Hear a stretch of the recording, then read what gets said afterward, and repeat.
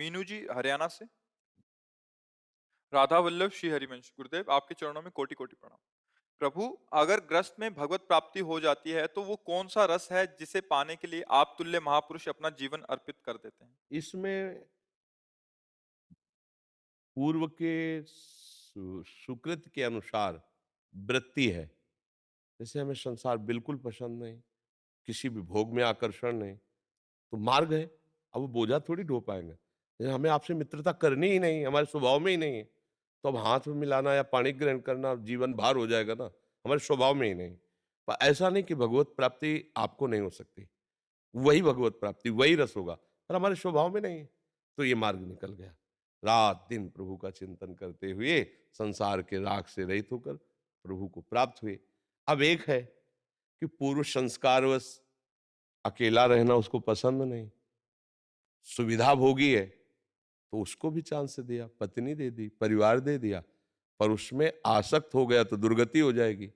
अनासक्त तो वैसे ही होना पड़ेगा जैसे वैरागी, पर वैरागी व्यवहार में भी अनासक्त है, पर वो व्यवहार में आसक्त होते हुए अंतरात्मा से अनासक्त है और प्रभु से भजन में चित्त जोड़ करके अपनापन कर लिया है, तो उसको वही गति प्राप्त होगी जो वहां प्राप्त होती है। अब इसमें स्वभाव के अनुसार रचना रची गई। सबई अगर डॉक्टर हो जाएंगे तो मरीज कौन होगा? समझ रहे हैं? एक डॉक्टर ने भी हमसे प्रश्न किया था, वहाँ रामकृष्ण मिशन में जब गए, तो बातचीत ऐसे थोड़ा की, तो उन्होंने कहा आप तो मतलब आपका माइंड तो बहुत ग्रेजुएट लग रहा है। वो बाबा जी ग्रेजुएट क्या है? बोले आप बाबा जी क्यों बन गए? तो कहा "आप यहाँ के झाड़ू पोछा लगाने वाले चपरासी क्यों नहीं आप बने?" बोले भगवान ने बना दिया, तो उनका उत्तर समझ गए ना। भगवान ने हमें बाबा जी बना दिया। बका भगवत प्राप्ति के लिए जरूरी नहीं है भेष परिवर्तन, जरूरी है उद्देश्य परिवर्तन। आपका उद्देश्य भगवान से मिलना, तो आप गृहस्थ में रहते हुए परिवार का व्यवहार करते हुए खूब भजन जय श्री राम। दुर्गेश साहू जी छत्तीसगढ़ से। महाराज श्री, पिछली बार मैं गोवर्धन से एक छोटी सी शिला हमारे घर बिलासपुर लेकर गया था। नहीं नहीं, ऐसा नहीं, गलत। उसको तुरंत जितनी जल्दी हो सके वापस ला के गिरिराज जी में विराजमान कर दो। शास्त्र निषेध करता है, बिल्कुल नहीं, बिल्कुल नहीं। गिरिराज जी की शिला ब्रज 84 को उसके बाहर नहीं जानी चाहिए, और नहीं तो फिर वो मतलब अपराध लगता है। गिरिराज जी का मतलब असंतुष्ट हो जाना होगा। ऐसा मतलब बिल्कुल सिद्धांत नहीं है, और ये गर्ग संहिता में लिखित बात है। ऐसा नहीं करना, गिरिराज जी की शिला को ले जाने का अधिकार नहीं। ब्रज 84 कोष के अंतर्गत, इसके आगे नहीं। आप वहाँ जब लाएं, मतलब जितनी जल्दी हो सके लाकर विराजमान करें, प्रणाम करके उनको। हाँ, उनकी छवि ले सकते हो, फोटो, गिरिराज जी को नहीं। महर्षि अगस्त्य जी को पीड़ा पहुंचा दी गिरिराज जी ने, बाहर यहाँ से नहीं ले जा पाए गिरिराज जी को, इसलिए गिरिराज जी की इच्छा है कि ब्रज से बाहर ना जाए, इसलिए गिरिराज जी को वापस ले। रचित शर्मा जी लंदन से। राधा वल्लभ शेरवंश महाराज जी। महाराज जी आपके चरणों में कोटि कोटि नमन। महाराज जी, मैं पिछले 13 वर्षों से लंदन में निवास कर रहा हूँ। पिछले 4 वर्षों से यूट्यूब से आपका नियमित सत्संग सुन रहा हूँ एवं आपके बताए गए मार्ग पर चलने का प्रयास कर रहा हूँ। महाराज जी, पाश्चात्य जगत में वास करते हुए क्या वृंदावन की रज एवं नाम जप के द्वारा हमें श्री वृंदावन वास के तुल्य लाभ एवं भगवत प्राप्ति मिल पाएगी क्या? अगर आप चिंतन में रहेंगे तो, अब देखो, माँ और माँ जैसी, इसमें तो अंतर हो ही जाता है, नहीं हो जाता? माँ और ये माँ जैसी है, अंतर हो जाता है ना। ऐसे ही वृंदावन की तुलना में सिर्फ वृंदावन ही है, तुलना नहीं। वृंदावन जैसी, माँ और माँ जैसी, ऐसे तो बात कर सकते हैं, कि वृंदावन के तुल्य तो सिर्फ वृंदावन ही है। किशोरी किशोर के समान तो सिर्फ किशोरी किशोर ही है, दूसरा कोई नहीं। हाँ, अब बाहर रहते हो, रज लेकर के जाना, चरणामृत लेना, नाम जप करना, वृंदावन का चिंतन करना, सत्संग सुनना, तो शरीर वहां छूटेगा, आसक्ति वृंदावन से, इसलिए लाभ मिल जाएगा वृंदावन का। ऐसा भाव रखे, और कोशिश अंदर से इच्छा कि हमें कभी वृंदावन वास मिले, भले ना जीवन में रह पाए, पर इच्छा करने में क्या जाता है कि कभी ऐसा हो कि हम वृंदावन जाएं और वहीं भजन करें, हमारा शरीर वहीं छूट जाए, ऐसी इच्छा करें। और वृंदावन का आश्रय लेकर बाहर रह रहे हो तो वृंदावन के ही ना। अच्छा, जैसे भारतीय सेना का किसी विदेश में शरीर छूटे तो तिरंगा में लपेट के भारत ही आएगा ना, नहीं आएगा?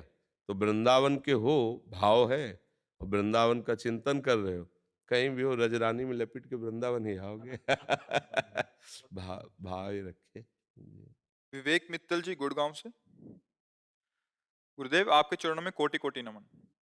गुरुजी, मन, बुद्धि व आत्मा का क्या संबंध है? हमारे विचार और उनकी प्रेरणा आत्मा द्वारा संचालित होती है या हमारे मन द्वारा? कृपया कर मार्गदर्शन करें। आत्मा निष्क्रिय है, उसके द्वारा कोई क्रिया नहीं होती, न सत न असत। आत्म स्वरूप निष्काम है, उसमें कभी कोई कामना जागृत नहीं होती, न सत न असत। जैसे लोहे का चुंबक हो ना, हम ऐसे रख दें और ऐसे लोहा हो उसके अनुपात के अनुसार, तो हम जैसे चुंबक करेंगे वैसे नाचेगा। पर चुंबक की ये इच्छा नहीं कि लोहा नाचे, चुंबक की इच्छा नहीं कि लोहा आकर्षित हो। ऐसे ही आत्मस्वरूप अचाह है, निष्काम, पर भारी पावर है, भारी पावर। मतलब भगवान ही आत्म स्वरूप से है ना, भारी आत्म तत्व में पावर, उसके पावर से मन, बुद्धि, चित्त, अहंकार, इनमें स्फुरण होता है, चेतनता होती है। अब अगर ये गंदे संग का, गंदे भाव का इसमें संचरण हो रहा है तो पावर गंदगी की तरफ ही, और अगर वो अच्छे भाव का तो अच्छे, वो जो आत्म तत्व से पावर, उसका कोई चाह नहीं। जैसे चुंबक की कोई चाह नहीं, ऐसे वो आत्म तत्व की कोई चाह नहीं, और उसका हाई भी पावर है, हाई पावर। आध्यात्मिक शक्ति गिर रही है अंतःकरण के ऊपर, मन, बुद्धि, चित्त, अहंकार उसी से प्रकाशित हो रहा है, पावरफुल हो रहा है। अब उसका प्रयोग कहाँ हो रहा है, ये खास बात देखनी है। अब हमने अपने को शरीर मान करके इंद्रियों के भोगों में उस पावर को, तो वही मन गंदी बात सिखाता है, वही बुद्धि गंदा निश्चय कराती है, वही चित्त गंदा चिंतन करता है, अहंकार गंदी बात से मैंने भोगा, मैंने कमाया, मैं ये भोगूंगा, मैं ये भोग सकता हूं। ये सब अंतःकरण में हो रहा है, आत्म तत्व का इससे कोई मतलब नहीं। जैसे लोग कहते हैं यार आत्मा प्रसन्न हो गई, वो अज्ञानी जन है। आत्मा तो हर समय अखंड प्रसन्न रहती है, आत्मा को कोई मार नहीं सकता। नैनम छिन्नन्ति शस्त्राणि, नैनम दहति पावकः, न चैनम क्लेदयन्त्यापो न शोष्यति मारुतः। ना आग जला सकती है, आत्मा को आग नहीं जला सकती, शरीर को जला सकती। अस्त्र शरीर को भेद सकते हैं, कोई भी गोली आत्म तत्व को नहीं। आज तक कोई भी एक्सरा आत्म तत्व को नहीं पकड़ पाया। आत्म तत्व क्या मन को नहीं पकड़ के, देखो ये मन जा रहा है, ऐसा कहीं पकड़ पाया? बस स्थूल को। तो आत्म तत्व सबका प्रकाशक है, उसी के प्रकाश में अब आप क्या करते हैं, ये बात है। उसी के सुधार के लिए सत्संग है, शास्त्र स्वाध्याय, कि आप अपने बल से मन को रोकिए, गलत आदतों में न जाए, अच्छी आदत तो आपको आनंद आने लगेगा। और इसका आंतरिक रहस्य है कि जिस समय आप सही माने में धर्म से चलेंगे और भगवान का नाम जप करेंगे तो इनका स्फुरण बंद हो जाएगा। जो मन बुद्धि का है ना, जो स्फुरण होता है ना गलत, ये शांत, जहां शांत हुआ, तो जैसे निर्मल जल, शांत जल, हलचल रहित जल, तो नीचे क्या दिखाई देगा, सो ये आपको आत्मस्वरूप का बोध हो जाएगा। जहां बोध हुआ तो ऐसा आनंद, ब्रह्मभूता प्रसन्नात्मा, न सोचति न कांग, कोई चाह नहीं, कोई सोच, अपार आनंद। उसी आनंद में तो संत महात्मा परमहंस डूबे रहते हैं। समझ में आई बात? पूनम जी फरीदाबाद से।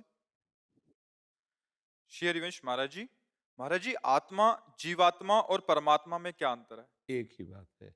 एक आदमी, गरीब आदमी, कुछ पैसा कमाने के लिए रिक्शा खरीदा, पैसा से मेहनत, ए रिक्शा, खड़ा हो गया। वो रिक्शा तो नहीं ना, कुछ पैसा बड़ा, टैक्सी खरीद ली, ए टैक्सी, वही जो रिक्शा कहने से खड़ा होता। अब उसे रिक्शा कौन नहीं खड़ा होगा, ए टैक्सी, वो टैक्सी से खड़ा हो गया। क्या वो टैक्सी है, क्या वो रिक्शा है? तो क्या वो जीवात्मा है, क्या वो अंश है? नहीं। स्वीकार करने के, रिक्शा स्वीकार करने के कारण रिक्शा, देह स्वीकार करने के कारण उसे जीव कहा गया, उसे अंश कहा गया। अगर इसका राग छोड़े तो जो है वही है। जानत तुम्हें तुम्हें हो जाई, सोई जाने जेह देहु जनाई, और जानत तुम्हें तुम्हें, ब्रह्मविद ब्रह्म ही भवती। जहां आप अपने को जानोगे तो फिर और किसी को जानना बाकी नहीं रह गया, क्योंकि जो अपना है वही प्रभु है, जो आत्मा है वही परमात्मा है। उसको जीवात्मा शरीर के कारण, आत्मा को गाली दी जा रही समझो अगर जीवात्मा कहा गया। जैसे किसी रिक्शा वाले को ए रिक्शा, खड़ा हो गया, कितना बड़ा अपमान है, वो रिक्शा है। पर वो भी खड़ा हो जाता है क्योंकि रिक्शा वो चालक ना बन करके रिक्शा में तदात्म हो गया है। तो रिक्शा रिक्शा तो एक सवारी को कहते हैं ना, जिसमें सवारियां बैठती हैं। पर वो अपने को मान के खड़ा हो जाए, हाँ जी बोलिए। तो बोले तुम रिक्शा है क्या? अगर उसे पूछे तू रिक्शा है क्या, कहेंगे नहीं, रिक्शा हमारा जीवन यापन करने का है। अब रिक्शा बोला तो इसीलिए खड़े हो गए। बस ऐसे ही उस परब्रह्म परमात्म तत्व को मानो बहुत गंदा बोला जा रहा है, जीवात्मा। क्योंकि देह भाव को स्वीकार करने के कारण वो जीव कहा गया। नहीं है कौन वो? वही है, वही, दूसरा नहीं है। जैसे 1000 घड़े रख दो, उनमें सूर्य का प्रतिबिंब पड़ रहा है, तो 1000 घड़े दिखाई दे रहे हैं, 1000 सूर्य दिखाई दे रहे हैं। पर घड़े 1000 हो सकते हैं, 1000 सूर्य नहीं हो सकते। अच्छा घड़े फोड़ डालो, सूर्य में कोई फर्क पड़ा? ऐसे ही आत्म तत्व, एक ही आत्म तत्व अनंत रूपों में भास रहा है। ये घड़े हैं, एक ही परमात्मा है, दूसरा नहीं है। एको ब्रह्म द्वितीयो नास्ति, दूसरा नहीं है।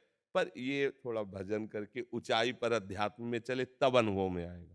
समझ नहीं सकी जी। महाराज जी हमारा स्वरूप क्या है? श्री कृष्ण है या श्री कृष्ण के दास हैं? पहले तो सवाल को जब कोई हल ना हो तो मानी संख्या शुरू करते हैं ना। स्कूल में हमें पढ़ाया गया था कि जैसे सवाल हल करना है तो मानी संख्या अमुक, और फिर उससे सवाल हल हो जाता। तो मानी संख्या गुरुदेव, हम क्या है तुम क्या, छोड़ो। मानी संख्या गुरु साक्षात परब्रह्म। अब वो जो बोले, अब चलो, जब चलोगे और जहां पहुंचोगे तो वो और आप खत्म हो जाएंगे, एक ही रह जाएगा। चाहे उसे वो बोलो चाहे मैं बोलो। जब तू बोला जाता है तो भक्ति होती, तू ही तू है, और मैं ही मैं हूं तो ज्ञान हो गया। बात एक ही रहती है, दो नहीं रहती है। समझ गए ला? पर मानी संख्या के बिना सवाल हल नहीं होगा। ध्यान मूलम गुरु मूर्ति, पूजा मूलम गुरु पदम, मंत्र मूलम गुरु वाक्यम, मोक्ष मूलम चाहे शिव बिरंच सम होई, गुरु बिन भव निधि तरेन। संख्या माननी पड़ेगी। क्या माना? गुरु ब्रह्मा गुरु विष्णु गुरुदेव महेश्वरा। गुरु- दास माने अपने आप को। मान लो अपना कोई भी भाव, अपने यहाँ तो बड़े भाव हैं। भगवान को मित्र मान लो, भगवान को स्वामी मान लो, प्रीतम मान लो, उनको चेला मान लो, बेटा मान लो। वो तो इतने कृपालु, कुछ भी मान लो वो तैयार हैं। दशरथ जी को ये सूचना हुई कि कौशल्या जी के इंद्रनीलमणि श्याम मनोहर बालक प्रकट हुआ, तो आंसू चलने लगे। अरे जाकर नाम सुनत शुभ होई, मोरे ग्रह आवा प्रभु सोई। अरे जिसका नाम सुनने से परम मंगल होता है, भगवान मेरे यहाँ बेटा बन करके आए। क्यों? बेटा रूप से उनको प्राप्त करने के लिए उपासक। मेरा प्रभु कितना करुणा में, जगत का बाप होकर के बेटा बन करके आया है, जो जगत का काल को भी भयभीत करता है। यशोदा मैया छड़ी उठाती है ना, वो काजल मिसते हुए ऐसे डर पर है। कितना प्यारा प्रभु है। जो भाव रखे वो भाव प्रभु स्वीकार कर लेते हैं। ये नहीं कि हम दास है, जो भाव चाहो। अब कौन सा भाव चाहिए तो ये गुरु बताते हैं। जिन गुरु की शरण में जाते हैं कि तुम्हारा अधिकार इस भाव से भगवत पर। जैसे मेडिकल स्टोर में सब दवा है, तो उससे हमारा काम नहीं बनेगा। हमें डॉक्टर की जरूरत है कि हमको कौन सी दवा सूट करेगी, तो वो लिख देगा पर्चे में, मेडिकल स्टोर से ले आओ, खा लो, ठीक हो। तो जितने ग्रंथ हैं, जितने पंथ हैं, ये सब मेडिकल स्टोर है।